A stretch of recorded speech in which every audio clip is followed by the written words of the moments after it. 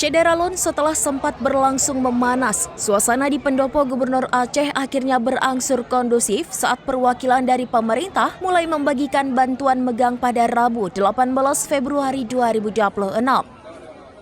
Ratusan warga yang dikabarkan sudah sejak kemarin menunggu di halaman pendopo terlihat antri dengan tertib setelah petugas memanggil satu persatu warga secara bergiliran sembari keluar dari area pendopo.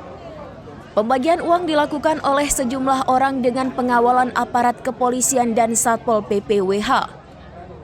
Amatan serambinews.com, setiap warga menerima jumlah yang bervariasi. Untuk dewasa hingga orang tua menerima Rp100.000 per orang, sementara anak-anak juga diberikan dengan besaran Rp20.000 per orangnya.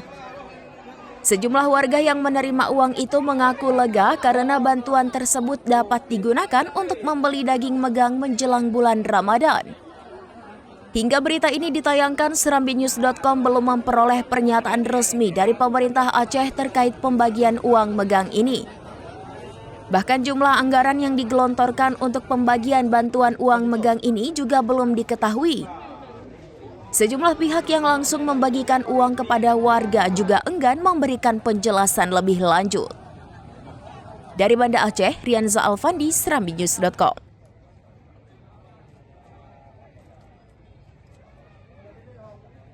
Download Tribun X sekarang, menghadirkan lokal menjadi Indonesia.